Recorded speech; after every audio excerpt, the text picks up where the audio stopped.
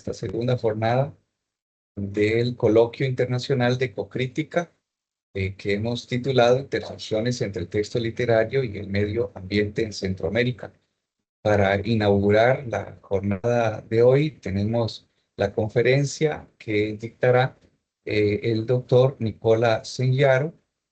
Su conferencia lleva por título Econarrativas, el discurso del mundo vital, y procederé a continuación a dar algunos datos bibliográficos del doctor Senyaro. El doctor Senyar obtuvo su doctorado en semiótica en la Universidad de Bolonia con una tesis dedicada al umbral que separa la vida de la no vida en el contexto de la semiótica y la ecosemiótica. Su investigación se centra en la interacción entre signos, materia y entornos, con especial atención a la construcción semiótica del paisaje y a la dimensión ecológica del significado. Es investigador y ensayista y además editor de la revista Biosemiotics and Animal Studies. Actualmente es becario de la Universidad de Turín con un proyecto sobre inteligencia artificial y comunicación animal y enseña el curso Diseño de la Mente en la Escuela Holden de Turín. Entonces, doctor Senyaro, es un enorme gusto contar esta mañana con su conferencia. Realmente su participación enriquece nuestro coloquio, así que bienvenido y tiene usted alrededor de 40 minutos para la presentación. Muchas gracias. Gracias de la presentación, Jesús Herrera, y quiero agradecerla por esta oportunidad que me parece espectacular, esta conexión entre la Universidad de Costa Rica y la Universidad de Turín, me parece maravilloso, y sobre todo quiero agradecer a Delia Cristina Campos Rodríguez para la invitación a participar y a todos los organizadores y organizadoras de este coloquio. Muy bien, ¿podéis ver bien la pantalla con mis slides? Correcto. Sí se Muy ve. bien. Entonces, lo que voy a hablar hoy es sobre las econarrativas, el discurso del mundo vital. Es una idea que surgió desde mi punto de mirada hace como 3, 4 años. Entonces, poquito tiempo que la estoy trabajando, pero me da mucho a qué pensar, sobre todo porque yo provengo de una branca de la semiótica que es muy particular, que se llama biosemiótica. O sea, yo me ocupo de investigar cómo surge el significado y los procesos interpretativos en todos los sistemas vivos, desde la célula hasta la foresta. Y entonces es muy particular porque yo lo que hago como biosemiólogo es que aplico la semiótica, o sea, la ciencia que estudia la interpretación de los signos, al mundo natural. Y entonces hoy os quiero hablar de esa, ¿cómo decir? Esa propuesta que se acerca mucho a las teorías de la ecocríticas, que yo llamé econarrativa, y que básicamente parte de una mirada, la mirada del psicólogo americano Jerome Bruner, lo cual sostiene que la narración es una modalidad fundamental del pensamiento humano. Obviamente, aquí estamos hablando de cómo el ser humano va organizando su experiencia del mundo, cómo construye los significados a lo largo del tiempo, ¿no? Además, según Brunner, a través de la narración, lo humano, los individuos, organizan la experiencia en tramas y secuencias, ¿no? En un proceso interpretativo y obviamente culturalmente situado. Pensamos a los mitos, a los cuentos, por ejemplo, ¿no? Y según Brunner, la narración no es solo un medio de expresión, sino una verdadera forma de conocimiento que estructura nuestra percepción de la realidad.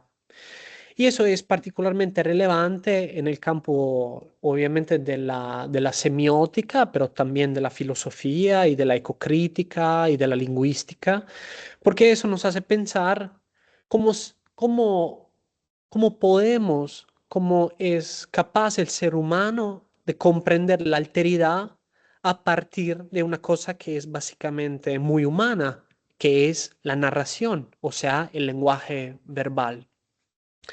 Bueno, mi propuesta que estoy desarrollando en este tiempo, en estos años, es que la econarración es básicamente la idea que la naturaleza misma se expresa de manera narrativa.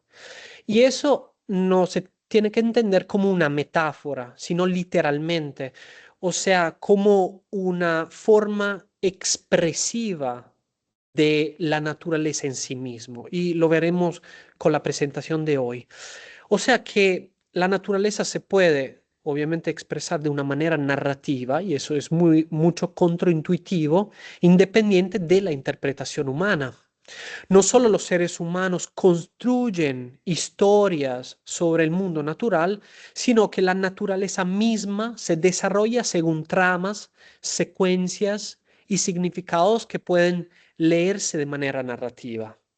Esto me pareció al principio muy contraintuitivo, pero al mismo tiempo tuve la oportunidad de gestionar un pequeño grupo de investigación en la Universidad de Bolonia durante mi doctorado y vimos cómo a través de una metodología semiótica se podía entender que la vida se expresa exactamente como si fuera un personaje principal de su propia narración en el mundo existencial.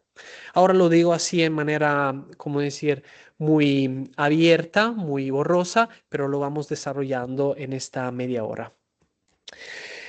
Bueno, lo que necesitamos tener en cuenta es la metodología en la cual nos movemos. Bueno, la metodología entre las cuales nos movemos es la ecosemiótica. La ecosemiótica es una branca, es una rama de la semiótica muy joven, nació al final de los años 90 y ahora es muy, ¿cómo decir?, es bastante conocida, sobre todo en las ciencias cognitivas, en la semiótica, en la lingüística, en la filosofía de la biología, por ejemplo, porque intenta estudiar el papel de la percepción ambiental y la categorización conceptual, por ejemplo, en el diseño, la construcción y la transformación de las estructuras ambientales. En manera muy simple, un ecosemiólogo intenta investigar la relación interpretativa entre un organismo y su propio ambiente, o sea, a través de cómo un organismo percibe e interpreta los signos que son relevantes por su supervivencia o por su historia filogenética. Y entonces aquí en esta rama de la semiótica, el paisaje, o sea, nuestro entorno, lo que nos rodea, lo que rodea al sujeto, se interpreta como una interfaz semiótica entre los recursos del medio ambiente y el organismo con su capacidad específicas de la especie de la cual proviene. Y entonces, en una definición lógica, pero también muy cortante y además al mismo tiempo muy genérica, el paisaje se puede entender como un sujeto, una naturaleza y una relación entre ambos. Esto nos permite también averiguar la idea que todos los seres vivos interpretan. Todos los seres vivos se interpretan básicamente por una necesidad de supervivencia, sobre todo porque todo podemos decir en una manera muy simple que si una forma de vida no es capaz de interpretar los signos relevantes en su entorno, básicamente se extingue o muere. Y eso nos hace, como decir, nos empuja a releer las relaciones ecosistémicas entre la heterogeneidad del ecosistema como procesos relacionales, ¿cierto? Pero interpretativos. Entonces, obviamente, la relación entre el organismo y el entorno pone en marcha procesos constantemente interpretativos, que derivan tanto de la fisiología del organismo como de las cualidades y la organización del entorno. Todavía hay un problema. Ha habido un problema desde el año 2021 Y es un problema que fue subrayado por el antropólogo Tim Ingold, donde él propuso esta, ¿cómo decir?, esta oposición entre teorías. La primera es la teoría de Jacob von Uexküll, que fue un biólogo estone a caballo entre el 800 y el 900, que desarrolló la teoría Umwelt. El Umwelt se puede traducir como mundo subjetivo.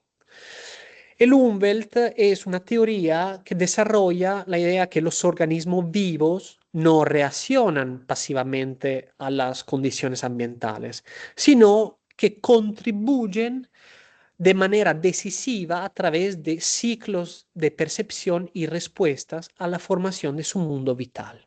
Como podéis ver en la pantalla, en la primera imagen arriba, aquí tenéis un dibujo de Jacob von Uexküll que hizo, que es como, por ejemplo, un pasto puede ser percibido por una abeja, ¿no?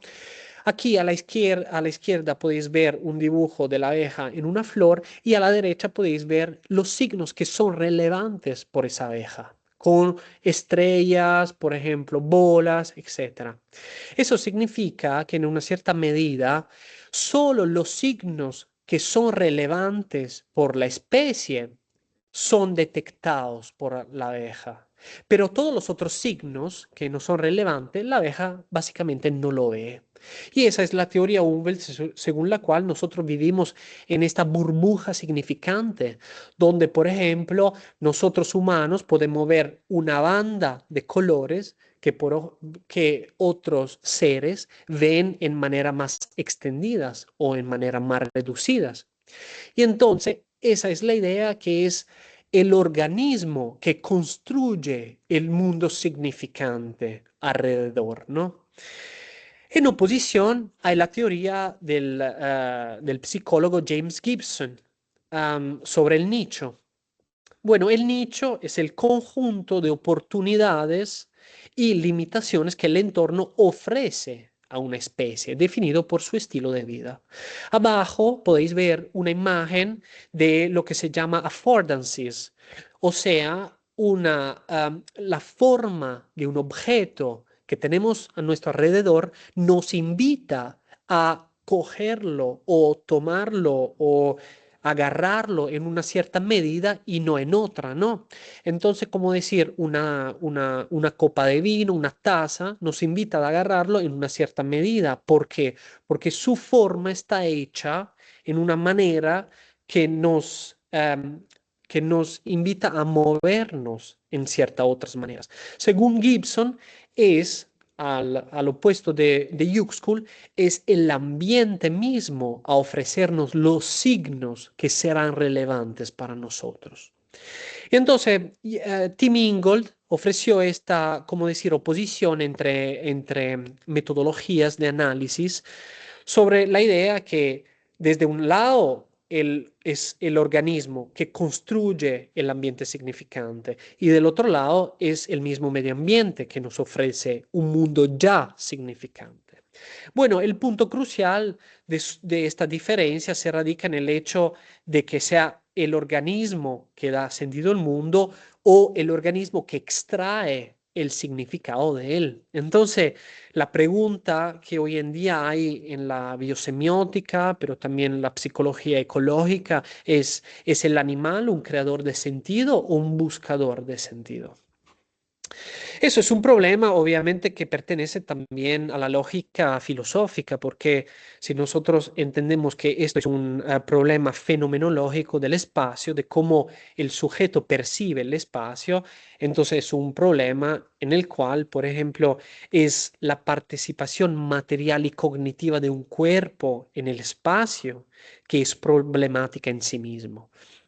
En esa manera puedes ver aquí un pequeño dibujo que dejé en italiano porque no tuve tiempo de, ¿cómo decir?, de modificarlo, pero hay, como decir, dos esferas, ¿no? Una es la estructura del ecosistema y una es la experiencia activa o la agency del sujeto. Bien, el individuo está en este encuentro entre las dos esferas, ¿no? Se encuentra ahí No se pueden, como decir, delimitar dónde empieza la estructura del ecosistema y dónde empieza mi experiencia del ecosistema. Eso significa, por tanto, que al analizar un espacio, siempre hay que tener en cuenta la experiencia del observador y su inseparabilidad de lo que se puede llamar una gramática ecológica. Gramática aquí es en el sentido que un ecosistema tiene su propia estructura que pertenece a algo que nos precede, o sea que tiene su propio orden, como una frase tiene el sujeto, el verbo, el objeto, por ejemplo, o en otras culturas tiene otra dinámica estructural, al mismo tiempo diferentes ecosistemas tienen su propia gramática, ¿no? Entonces, la idea es precisamente donde se pone el límite entre la una y la otra, entre el sujeto y el entorno, ¿no? Es obviamente un problema de umbrales, ¿no?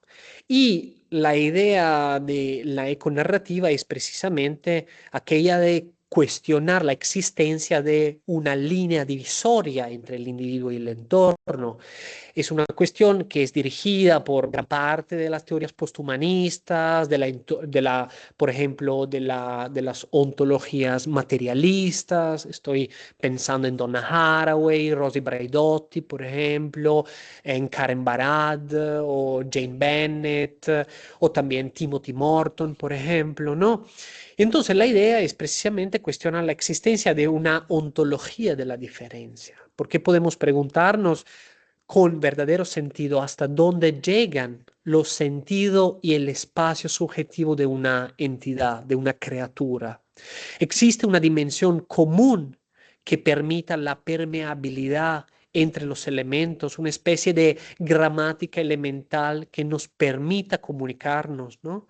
Cuando nosotros obviamente tenemos relaciones con un perro, es algo intuitivo porque tenemos una coevolución muy larga, pero cuando intentamos entender cómo, por ejemplo, crecer una planta o cómo tener intuiciones del entorno en un bosque, ahí sí que tenemos que averiguar en qué manera nosotros nos comunicamos con ese entorno y cómo el entorno nos comunica algo. Esa es, fueron preguntas, como decir, estructurales de la ecología profunda. Si basta pensar a Arne Naes, por ejemplo, ¿no? Que dice en muchos trabajos que nosotros somos el aire que respiramos. Y esto es ontológicamente cierto, y eso lo podemos ver con toda la cuestión del pollution, por ejemplo, del climate change, o del aumento de las temperaturas, o por ejemplo del aire que es irrespirable en alguna parte del mundo, ¿no? Y la enfermedad también del cuerpo humano. Pero la idea es precisamente en ponernos en este papel, hasta dónde se extienden nuestros sentidos. Porque si desde una perspectiva fenomenológica, nosotros podemos decir que nosotros estamos allá donde nuestros sentidos se extienden, así como dicen muchas de las ciencias cognitivas, ¿no? Del extended cognition hoy en día, ¿no? O sea que la mente no está en el cerebro ni tampoco adentro del cuerpo, sino que se extiende a lo que está alrededor, ¿no? De nuestra piel. Entonces, tiene mucho sentido también lo que decía Aldo Leopold, o sea que podemos pensar como una montaña. O sea que si nuestra mente se extiende allá donde nuestros sentidos se extienden, entonces mientras miramos algo, mientras pensamos en algo, mientras escuchamos el sonido de algún elemento natural, nosotros podemos pensar con este elemento natural. Y eso es muy interesante, como decir, capturar este discurso y llevarlo a la escritura, ¿no? Yo tengo, como decíamos en la introducción, yo tengo un curso en una escuela para escritores que se llama Scuola Olden en Turín, que es una escuela, una universidad que forma escritores, por ejemplo. Y es interesante cómo este discurso ecológico, este discurso de ciencias cognitivas, ¿no? Puede entrar en en el pensamiento de los escritores, ¿no? Porque como sabemos, escribir significa poner orden en el mundo. Cuando se escribe, obviamente se intenta crear un mundo en el que el orden toma forma, pero obviamente el ¿cómo decir? Es real, lo que Jacques Lacan llamaría es real, ¿no? Es caótico, en movimiento, salvaje, indomable. Y entonces, obviamente, la escritura es una manera de traicionar la realidad, lo que está en el mundo, pero al mismo tiempo es una manera de dar forma a nuestra experiencia del mundo. Y lo que yo intento, me gustaría hacer, como también en este pequeño coloquio, es usar la escritura como un sentido ampliado, ¿no? Como escribir es una forma, decía Greimas, es una forma de morder la realidad. Eso me encanta porque da precisamente la idea y la textura de la empiricidad de la escritura, ¿no? Es un proceso generativo que permite activar un control sobre el mundo, eso es cierto. Y la cuestión es que para la comunicación que habita la ecología de forma no canónica, no superficial, morder dentro de procesos no dedicados, gestionando lo imprevisto, más bien capti- cap- capitalizando su componente constitutivo de no cierre, ¿no? Porque obviamente nosotros estamos intentando capturar algo indomable y entonces tenemos como decir que morder y fagocitar la realidad en ese sentido. Y la escritura es también una manera de ponernos en esta captura, ¿no? Es muy fácil también arriesgarse en en otras temáticas muy coloniales, por ejemplo, o sí, de relaciones de poder. Entonces tenemos que estar muy atentos a no colonizar a través de la escritura, a no intentar domar lo salvaje, sino más bien ponernos, ¿cómo decir? Poner más salvaje nuestra escritura misma. Entonces, hacer que la escritura sea más imprevista, ingestionable, ¿no? Y la narrativa en semiótica, como hemos dicho también al principio, es una herramienta epistemológica capaz de expresar cierta forma de la experiencia muy bien. Pero para Greimas, el sentido y la narratividad coinciden. Es decir, la narratividad es una forma del sentido. Y eso es muy interesante porque eso nos permite de hacer que o sea, de entender la narración como una verdadera forma de sentir el mundo y de estar en el mundo, o sea, de hacer parte del mundo. Y eso nos permite también, como decir, proponer una mirada biosemiótica. Desde mi campo de referencia, que es la biosemiótica, es posible considerar la narración como una de las formas de construcción de la subjetividad, ¿no? Eh, Uno de los padres de la biosemiótica, Thomas Albert Siebeck, por ejemplo, escribió The Semiotic Self, que es un libro dedicado a la semiótica del yo, ¿no? Y esta construcción de subjetividad no es algo solo teorético, sino también filogenético, complejo, estratificado y en absoluto natural, porque según la biosemiótica no hay una diferencia entre naturaleza y cultura. Entonces se trata de detectar en la base de la narración una historia evolutiva que al encontrarse con un entorno determinado ha dado lugar a las formas cognitivas que expresan a través de dicho instrumento, ¿no? Esto nos lleva a una perspectiva evolutiva y biosemiótica de la narración, a través de la cual es posible releer la experiencia y la subjetividad como fenómenos naturales emergentes. A este respecto, conviene preguntarse si la narración no es en realidad solo una de las múltiples manifestaciones de la experiencia en la naturaleza, una de las cuales podemos captar porque participamos en ella, pero es una de las muchas, porque como decir, nuestra mirada hacia el mundo no es ni la única ni la mejor. Cada ojo tiene su propia perspectiva y cada cuerpo tiene su propia experiencia. Entonces, en otras palabras, podemos preguntarnos, ¿es posible detectar una especie de narración en la naturaleza? Bueno, la naturaleza como texto. La naturaleza no es un texto, sino más bien nosotros podemos leerlo como un texto. Aquí arriba tenéis un texto simbólico, algo que yo, la verdad, no sé interpretar, pero seguramente me está hablando o de zombies o de calles rotas, como decir. Pero abajo tenemos otro texto en el cual, por ejemplo, cuando os encontráis en un bosque, podéis percibir una desorientación. Y esto se refiere a una operación de intraducibilidad de signos que están ahí, pero nosotros humanos no sabemos cómo interpretarlos y otros seres sí.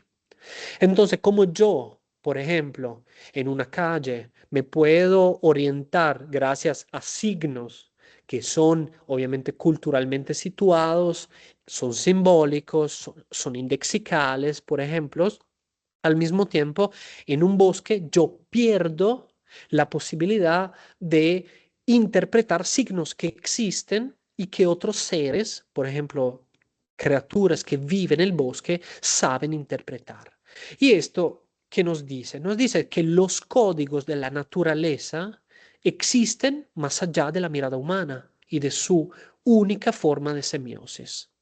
Como un animal no sabe interpretar un cartel estradal, por ejemplo, yo no sé interpretar la forma de salir de un bosque o de orientarme hacia el oeste, por ejemplo, ¿no? Si no tengo las competencias específicas para orientarme. Entonces, hay continuos signos ecológicos que podemos interpretar y otros que podemos empezar a aprender a interpretar.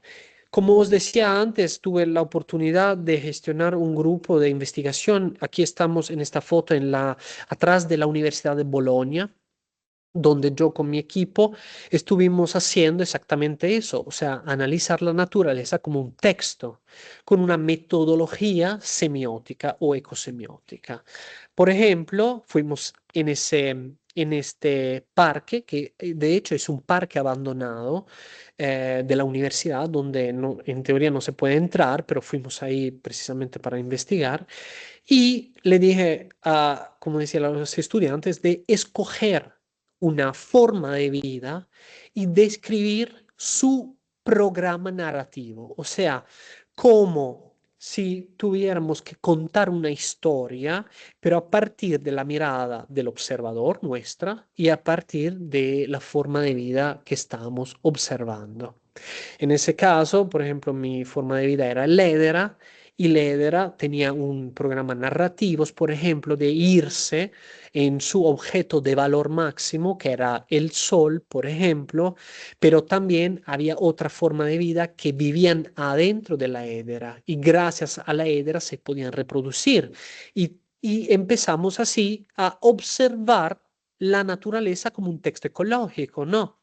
Eso es también una cosa que dijo Timothy Morton en el 2010 en un buenísimo artículo, donde él dice, when we zoom into life forms, we discover textuality. O sea, cuando nosotros nos vamos a mirar la vida, pero acerca nosotros, ¿qué encontramos? Encontramos la textualidad. o sea, la posibilidad de interpretarlo. Os acuerdo acá que cuando yo hablo de texto, no estoy hablando ni de la página, ni del libro. El texto en semiótica es un trozo de realidad. Entonces, todo lo que puede ser cortado y analizado, ¿ok? Justo para aclarecer el metalenguaje.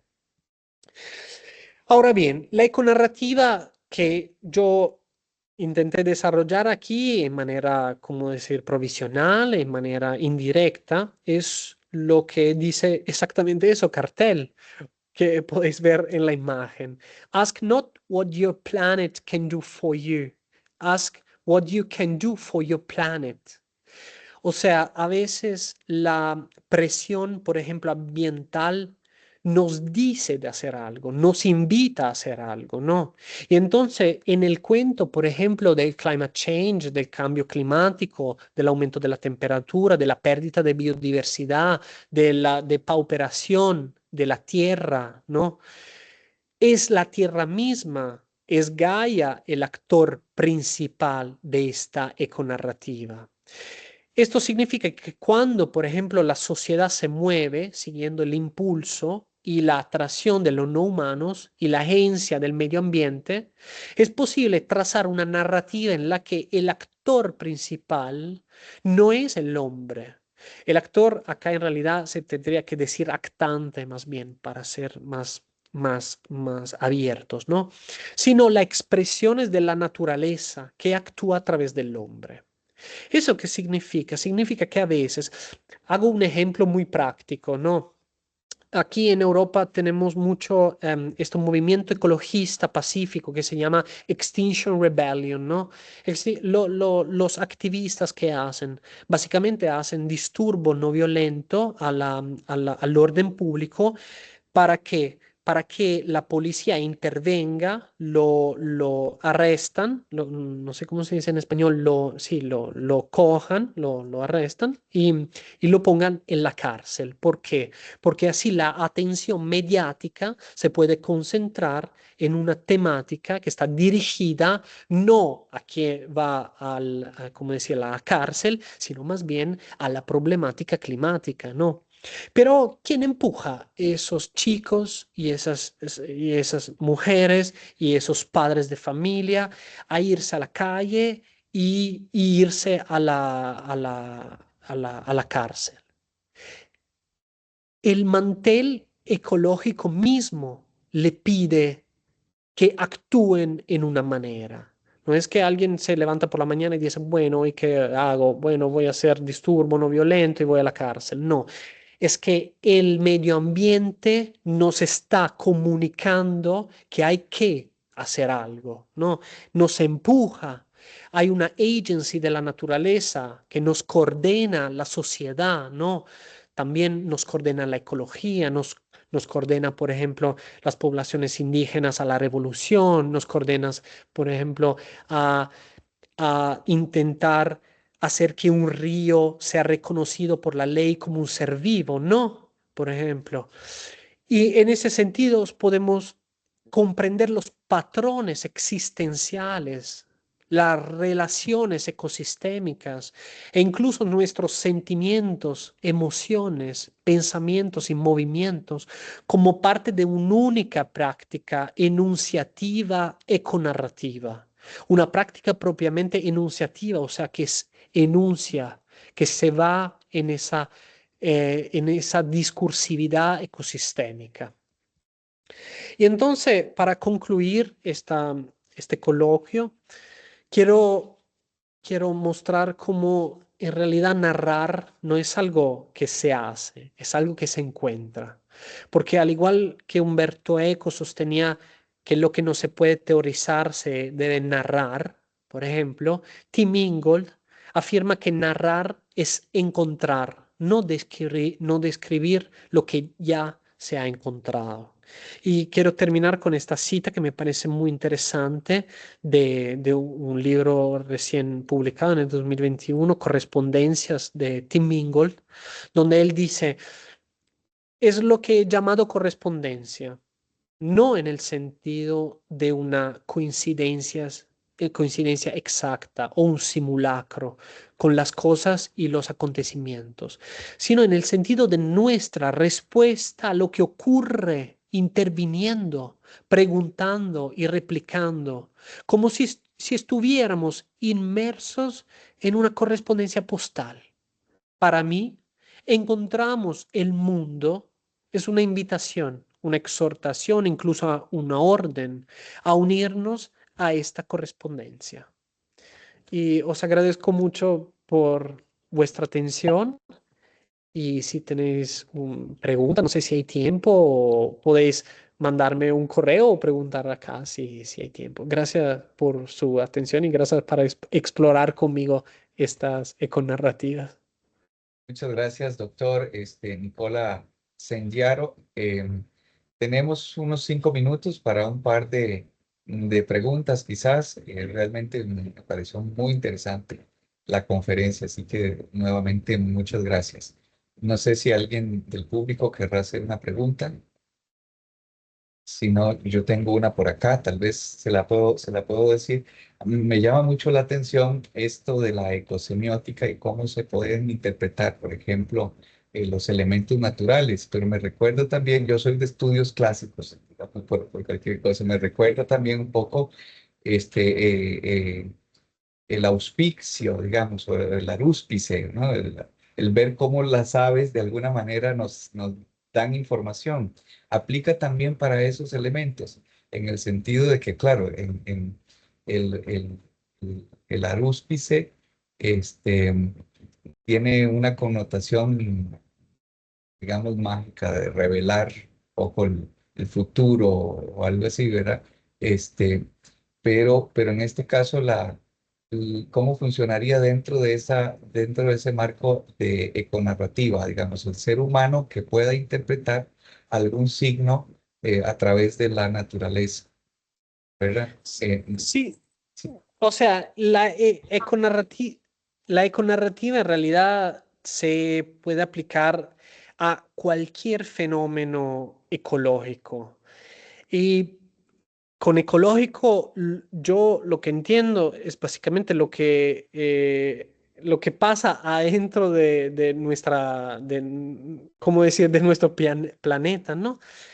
En ese sentido, también el acontecimiento de una piedra en un cierto ecosistema nos da algo para leer, o sea, es un signo de algo, ¿no? Estoy pensando, por ejemplo, a toda la arqueología, ¿no? Que va descubriendo signos en las piedras, signos de la vida que vino antes del ser humano, antes de los monos, antes de los sistemas complejos que tenemos hoy en día en los animales, etcétera.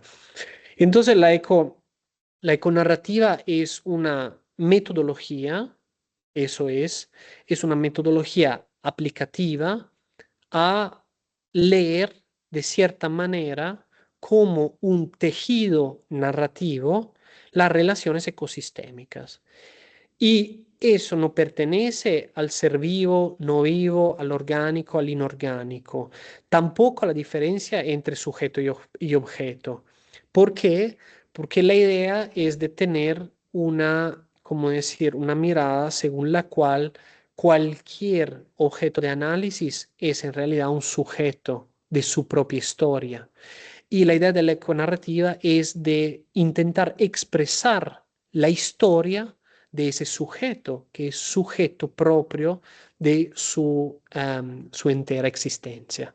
Y entonces no es solo una cuestión relativa a la comunicación de las aves, que por ejemplo está muy estudiada por la zoosemiótica, sino más bien es precisamente una metodología para intentar alcanzar las relaciones en manera narrativas. Y eso es más o menos. bueno, pues, Gracias por tu pregunta. muy bien. Tenemos dos preguntas más. Terminaríamos con estas dos preguntas. Entonces, Nieves Ruiz Pérez tiene una. Adelante. Hola Nicola, hola a todos, todas. Muchas felicidades por tu interesante comunicación, ponencia, ha estado preciosa. Y claro, escuchándote atentamente me surge una pregunta que no sé si es un poco loca, pero porque me ha llamado la atención cómo en esta econarrativa, ¿no? Como la manera de narrar hacia lo salvaje, ¿no? Te comentabas como que había que hacer una escritura salvaje. Y ahora mi pregunta es, ¿cómo se salvajiza, por así decir, esa manera de hacer texto? Porque claro, nosotros como buenos seres humanos que estamos muy condicionados epistemológicamente, con una visión muy antropocéntrica, con una cultura capitalista, todas estas cosas que ya no sabemos. Entonces, es una necesidad de despojarse de esas etiquetas, ir hacia lo posthumano o no, o cómo, o sea, me apetecía que desarrollaras quizá un poquito más ese punto de cómo nos quitamos la máscara humana. Creo que como que estamos como en ese punto paradójico en el que vemos la teoría, pero luego la puesta en práctica como que tenemos una serie de dificultades y no sé si habéis pensado en eso. Bueno, Sí, ya sí. está. Muchas gracias por la pregunta, porque eso me da la posibilidad también de explicarme. Entonces, el año pasado fui a la Universidad de la Javeriana en Bogotá a tener un workshop de econarrativa y de hecho la econarrativa es un elemento más práctico que teórico. ¿Por qué? Porque básicamente intenta desarrollarse en tres etapas. La primera es cuando tú observas un objeto. Por ejemplo, yo en la clase di unas piedras. ¿Ok? Entonces, esa piedra, los estudiantes tenían que observarla, o sea, observar la característica de las piedras. Entonces, describirla, por ejemplo, está dura, está seca, tiene un color negro, está roja, tiene una linecita ahí, ¿no? Pero más allá de eso, la segunda etapa es cómo aparece a ti la piedra. O sea, la tocas, la chupas, la hueles, ¿no? ¿Cómo aparece a mí? Porque la idea no es de quitarnos la máscara antropocéntrica, porque de ahí no te puedes salir. Y entonces la idea es de empujar esa máscara a ser más, como decir, pegada a lo que es la alteridad. No digo la naturaleza porque el humano es natural, no hay nada fuera de la naturaleza, no es una ideología pensar de poder de salir de nuestra mirada. Pero la segunda etapa entonces es de describir cómo te aparece a ti la piedra. También a nivel emocional, ¿no? Que me acuerda, por ejemplo, mi abuela que en el jardín tenía esas piedras, bla, bla, bla. Y entonces se va también una roca, ¿no? Que tiene su historia y que es una roca, se va conectando también con tu experiencia que va más allá del tiempo, o sea, tu experiencia pasada o tus recuerdos, tu imaginación, ¿no? El tercero, la tercera etapa, que es la más difícil, es conectar la primera descripción a la segunda. O sea, ¿cómo es posible que forma, esa línea que yo describí al principio, se pueda conectar con la idea de mi abuela, que estuve yo pequeño a los 12 años oliendo y jugando con mis primos? ¿Cómo se conecta, no? Y entonces la idea es precisamente intentar escribir un cuento sobre cómo la piedra influencia tu existencia. En doble sentido, en un sentido que va en la piedra del aquí y ahora y en la piedra en tu precisa memoria. Entonces algo que se extiende desde la mirada cerrada del antropocentrismo a abrirlo hasta encontrar que en realidad no hay bordes, o sea que la piedra siempre estuve ahí, solo que tú la notaste cuando yo te la doy en la mano, ¿no? ¿Por qué? Porque ahora es un signo relevante para tu Umwelt, o sea, para tu mundo ambiente. Y entonces eso es un poco la idea, después cada uno con su capacidad de calidades hace ese texto. Yo tengo estudiantes, por ejemplo, que a veces me escriben poesías pesadas, como una roca cayendo, palabras, letras o solo consonantes, por ejemplo, ¿no? Porque intentan describir la durez de la piedra. Entonces hay muchas formas de narrar el alteridad, pero la idea de la econarración es intentar una forma descriptiva que, como decir, no traiciona el objeto, sino le da la vida que merece.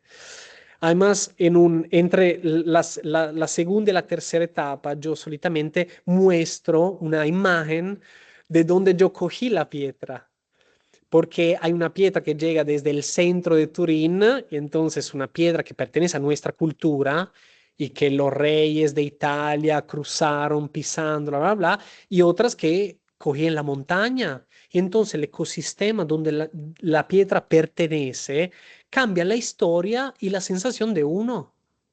Porque tú tienes en la mano una piedra que proviene de la alta montaña de Turín y otra que pertenece al centro y una construcción antropocéntrica. Y entonces ahí te cambia toda la imagen de esa piedra. Eso es como yo hago estos workshops que estoy un poco teniendo aquí y allá para hacer esa econarrativa. Gracias. Muchas gracias. Y bueno, en 5 minutitos, la pregunta de Alejandro Martínez de la Rosario. Y Hola, respuesta. rápidamente, mi duda es una cuestión si la biosemiótica tendría alguna relación con lo que sería el horizonte interpretativo trabajado desde la hermenéutica. Esa sería, digamos, como algo, si hay alguna conexión entre esta biosemiótica con los trabajos hermenéuticos. Bueno, sí, obviamente, o sea, la biosemiótica pertenece en realidad a la semiótica, que en realidad pertenece a la semeiótica, o sea, a la interpretación en la antigua Grecia de los médicos como Hipócrates, ¿no? Que intentaba interpretar los signos en el cuerpo, ¿no? Las enfermedades en el cuerpo. Entonces, un enfermo decía, tengo mal a la cabeza, y uno intentaba, como decir, interpretar el cuerpo que te decía al médico, ¿no? Esa era la semeiótica. Después, en los años 60, hay la semiótica, y en los años 60 y 90 hay la biosemiótica, que es la metodología semiótica aplicada a los seres vivos. Entonces, obviamente, la semiótica tiene mucho que ver con la filosofía del lenguaje y la hermenéutica, obviamente. Las raíces son comunes, dependiendo también de qué semiótica hablas, porque hay semiótica que pertenece a Sant Agustín, otra semiótica que pertenece a los Balcanes, otro a los rusos, otros a los estadounidenses, etcétera. Por ejemplo, la lógica de Charles Sanders Peirce, o lo de Saussure, por ejemplo, en Suiza, etcétera. Y entonces, sí, obviamente hay conexiones y ramas, pero la biosemiótica hoy es una disciplina muy fuerte, muy radicada, y que está trabajando muy bien, sobre todo en las aplicaciones médicas y en las aplicaciones ecosistémicas. Muchas gracias, al Gracias. doctor Nicola Siniaro, y también a las doctoras, la doctora Nieves y el doctor este, Alejandro. Vamos a continuar, no sin antes volverte a agradecer, Nicola Siniaro, por esta conferencia. Realmente ha estado muy, muy interesante. Y para abrir esta jornada, pues Gracias, gracias. nos hace un marco sobre el cual trabajar. Muchas gracias. Gracias, estoy muy Continuaremos. agradecido para Adelante. Gracias. Muy bien. Continuamos entonces con la mesa número 4 de este coloquio. Se titula Novela y Medio Ambiente en el Panorama Centroamericano. Y voy a presentar el título de las ponencias y también a las personas